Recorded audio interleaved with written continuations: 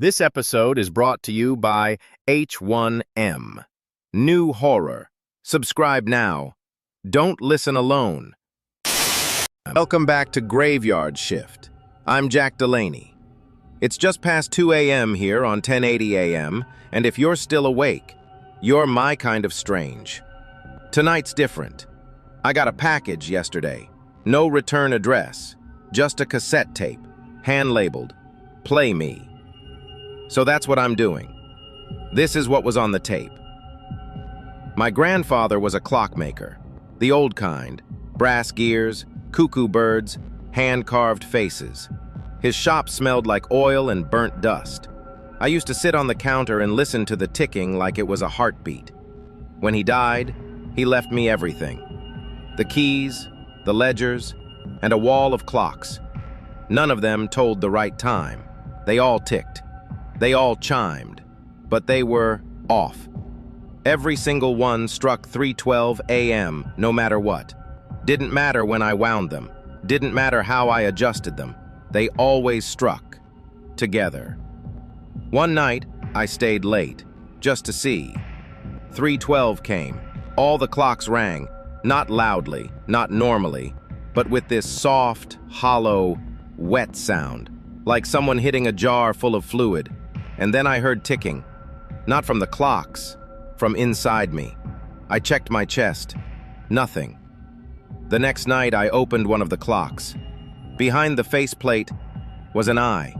Human, wet, blinking. I smashed it. Thought it was a hallucination. Next night, another clock, another eye. They blink in time with my heart now. I can't destroy them fast enough. They're multiplying. I don't know how many are left. But last night, they all went quiet. Not broken, just listening. I think they're waiting for something, for someone. Maybe for you. That's all the tape had. The shop he mentioned?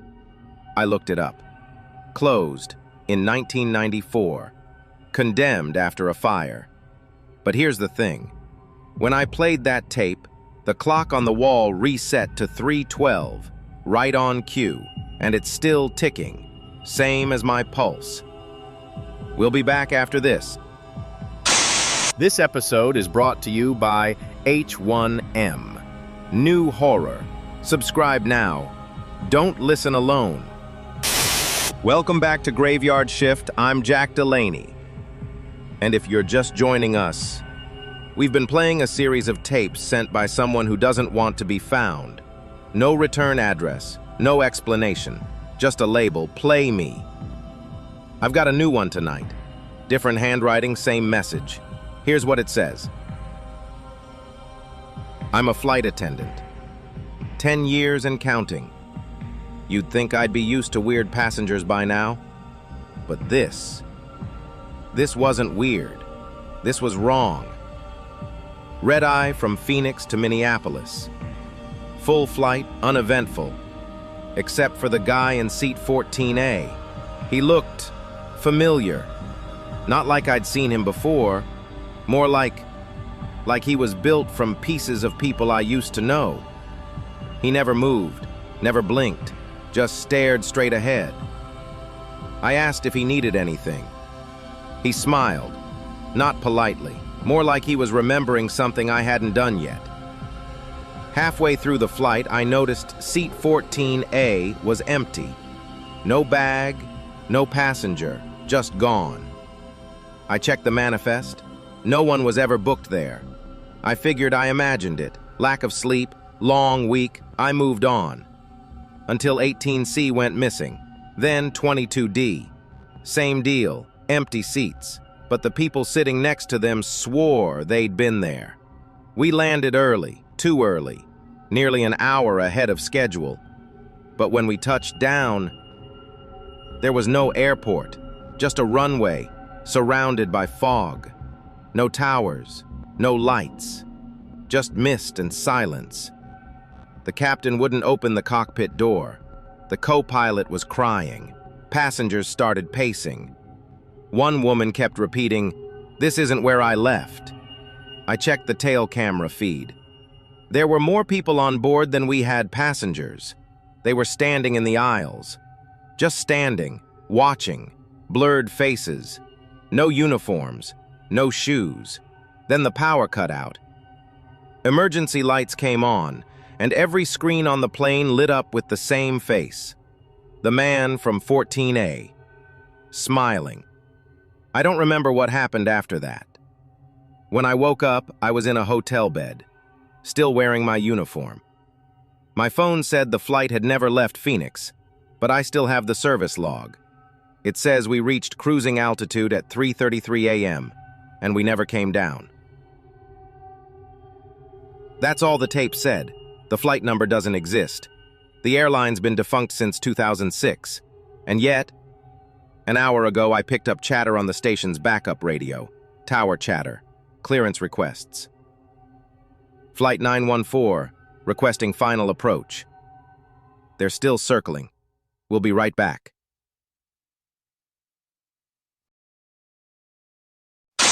This episode is brought to you by H1M. New horror. Subscribe now. Don't listen alone. Welcome back to Graveyard Shift. I'm Jack Delaney. If you're hearing me tonight, you know the drill. Another tape arrived. No note, just that same label, Play Me. I listened to this one once. That was enough. My mom died in 2011. Car accident. Cold morning. Black ice. I was 17. She used to leave me voicemails, dozens of them. Just reminders, grocery lists, dumb jokes. I couldn't delete them for years. Then one day they were gone.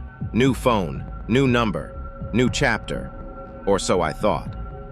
It started 3 weeks ago. I got a call at 3:33 a.m. No number, no sound, just breathing, and a voice I hadn't heard in over a decade. "Hey, sweetheart, just checking in."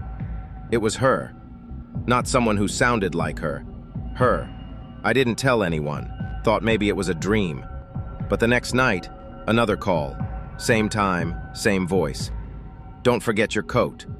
The next night, or "You haven't been sleeping." Then, "They're watching the house." The calls stopped being casual. The last one said, "Check the basement." I didn't want to. I swear I didn't. But I did. I found a shoebox. Inside were cassette tapes, labeled by year. 2012, 2014, 2017. Years she was dead. Each one had a message, just one. Her voice, but distorted, slurred, like she was underwater, saying things like, "Don't open the door. He's in the mirror. They don't know you died." I tried to destroy them. They won't burn. I buried them. They came back. Last night I found a new one on my pillow, labeled 2024. I haven't played it, but it's warm, and I think it's still recording. That's the end of the tape. My studio line rang while I was playing it. Caller ID said, "Mom." I didn't answer. We'll be back. This episode is brought to you by H1M. New horror. Subscribe now. Don't listen alone. Welcome back to Graveyard Shift. I'm Jack Delaney. I've got another tape.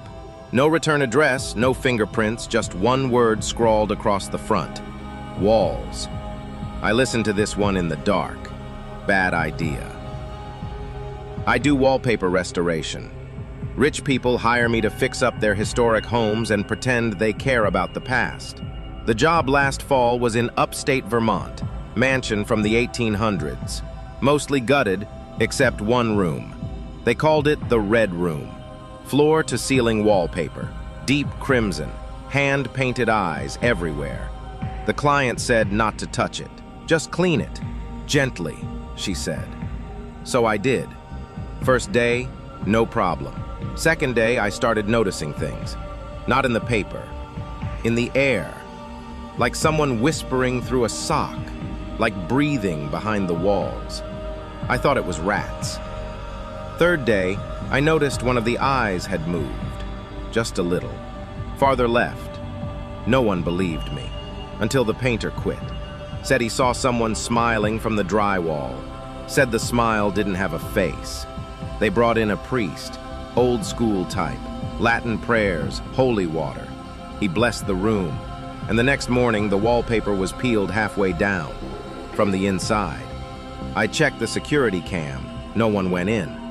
But around 3:33 a.m., the wallpaper fluttered, like it was breathing.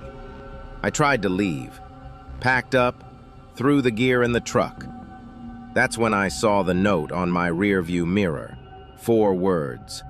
You broke the seal. I don't remember driving home, but the wallpaper is in my house now. No, not the same wallpaper, but new paper I installed last month. It's shifting. The pattern realigns itself at night, and when I close my eyes, I see hands pressing from the inside, trying to get out. That's the end of the recording. I just checked the foam on my sound booth wall. It's peeling in the corners. We'll be right back. This episode is brought to you by H1M. New horror. Subscribe now. Don't listen alone. Welcome back to Graveyard Shift. I'm Jack Delaney. I keep saying these tapes can't surprise me anymore. Then a new one shows up. No return address, just the words, "Do you hear it?" Here's what was on it. I used to DJ for a college radio station. Late night slots, graveyard hours, you know the kind. It was all analog, cassette decks, reel-to-reel, vinyl, before they made that cool again. One night I noticed something weird. Between songs, in the silence, there was a sound. Not static, not feedback. Something like breathing. I thought it was equipment noise, until I started analyzing it. There were patterns. Low-frequency tones, Morse code bursts, intermittent speech, a voice, buried so deep it was almost invisible. I cleaned it up, slowed it down. It said, "Do not listen, do not rewind." Naturally, I rewound. That's when the voice changed. It started using my name, started predicting things. "Your light will flicker at 2:47. It did. "Your roommate will knock in 32 seconds. He did. Then, "You will not wake up tomorrow." That one didn't come true. At least, I don't think it did. Because ever since, things feel wrong. Time slips, clocks disagree, mirrors delay by half a second. I'm still broadcasting, but I don't think anyone's listening. Or maybe I'm the only one left who hears it. And the silence? It's not just silence anymore. It's someone, or something, waiting to be heard. And I think I've let it out. That's all that was on the tape. Except, when I rewound it, there was something faint underneath the main voice. It whispered my name. We'll be back. This episode is brought to you by H1M. New horror. Subscribe now. Don't listen alone. Welcome back to Graveyard Shift. I'm Jack Delaney. By now, you probably know what time it is. Another tape arrived. No sender, no note, just one word on the label, mirror. I'll warn you now, this one doesn't end clean. Here it is. I travel for work, a lot. Sales, mostly. Cheap motels, forgettable towns. But this place? I'll never forget this place. It was a 2-story motor lodge off Highway 63, room 209. Everything was off. The colors, the lights, the silence, like the whole room had been vacuum sealed. But it was the mirror that got me. Big rectangular thing above the desk, looked ordinary until I noticed it lagged. Half a second. I'd wave, it would follow. Blink, glitch, catch up. At first, I thought I was tired, jet lag, stress. Then it smiled. I wasn't smiling. I stared. It stared back. My reflection. But wrong. Longer arms, sharper teeth. Not a trick of the glass, something else. I called the front desk. They said room 209 didn't have a mirror. Said it never had. I tried to leave. The door wouldn't open. The lights dimmed, and the reflection kept moving. It mouthed something. I didn't understand at first. Then I did. It said, "Let me out." I covered the mirror, threw towels over it, taped up the edges. That's when I heard tapping. From the inside, like fingernails. I stayed in the bathtub that night, with the lights on, listening. In the morning, the mirror was gone. No hole in the wall, no marks, just gone. But when I got home, my bathroom mirror was different. It still lags, only now I don't always see myself. Sometimes I see room 209, still waiting. That's the end of the recording. I checked the station bathroom during the break, and I swear for a second, I saw a motel key hanging behind me. Room 209. We'll be right back. This episode is brought to you by H1M. New horror. Subscribe now. Don't listen alone. Welcome back to Graveyard Shift. I'm Jack Delaney. Another night, another tape. The envelope just said, "Study notes." This one didn't sound like a story. It sounded like a warning. I signed up for a sleep study last winter. It paid well. No devices, no pills, just observation. All they asked was that I write down anything I remembered each morning. First week was normal. Dreams about elevators, high school, teeth falling out. Then came the notes. Not mine. Same notebook, same handwriting, but not my thoughts. Page 1. Don't answer the door at night. Page 2. The hallway gets longer when you close your eyes. Page 3. They've already seen your face. I confronted the lead researcher. He smiled too long, said the notebook was probably a manifestation of sleepwalking. I started staying awake.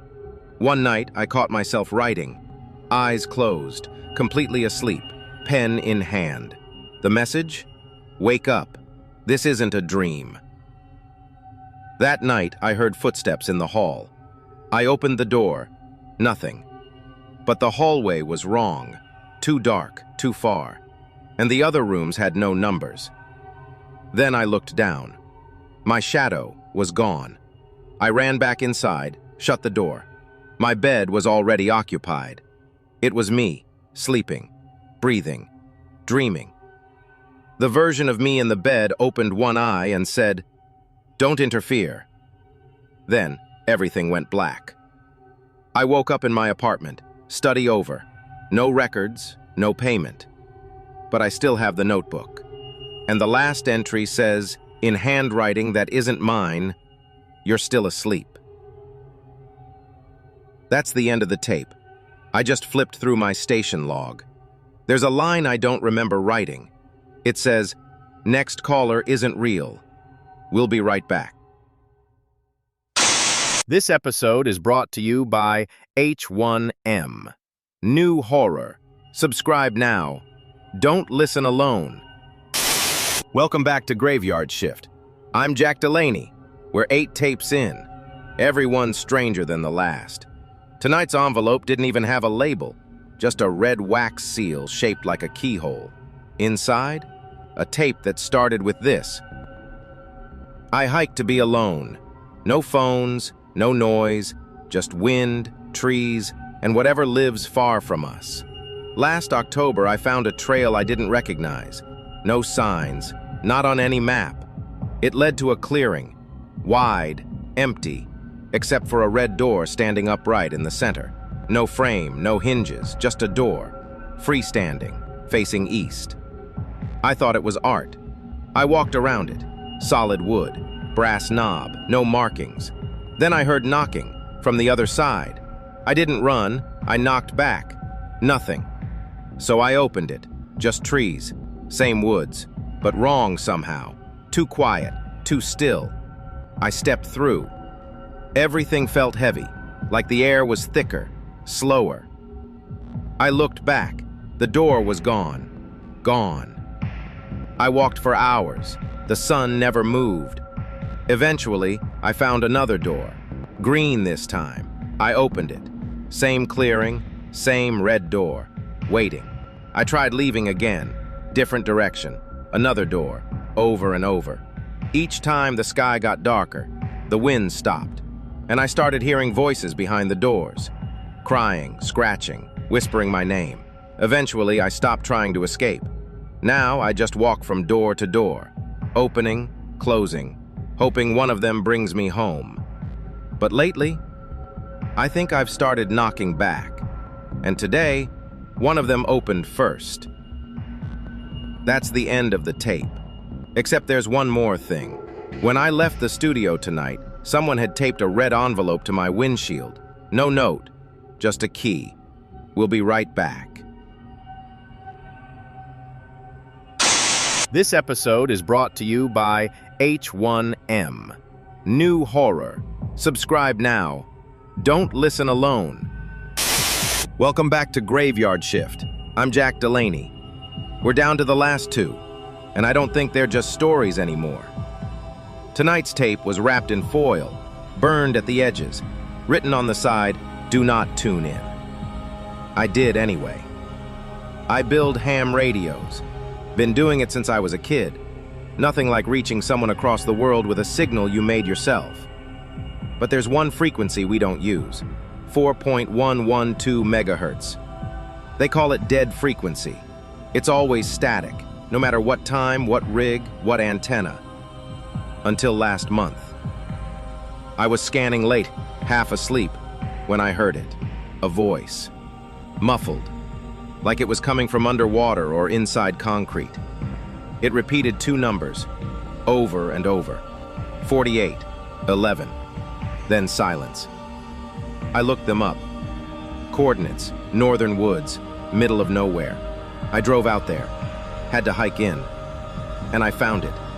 A tower, not government, no markings, just a spire of rusted steel, buzzing faintly in the fog. At the base was a hatch, open. Inside, recording equipment, radios, microphones, but no power source, just a single reel labeled, "He's listening." I played it. The voice said my name. Then it said, "Look behind you." I turned. Nothing. But when I looked back at the tape, it had changed. It was playing me, describing exactly what I was doing. Every blink, every breath. I ran, but the tower still broadcasts. If you tune to 4.112 tonight, you'll hear yourself, right before something else does. That's the end of the recording. I don't have a ham radio, but just now, my soundboard lit up a new channel, 4.112 megahertz. It's playing static, and something underneath it is whispering my name. We'll be right back.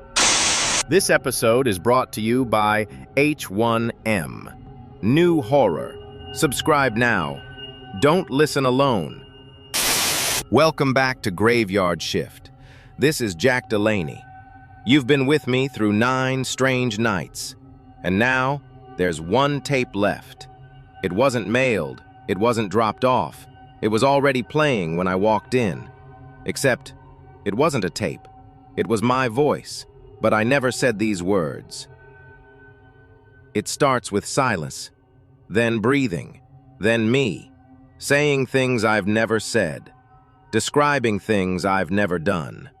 But they're all real, exactly as they happen. This recording, it's live, except it's from yesterday. It told me someone would call at 2:13. They did. Said the lights would flicker at 2:19. They did.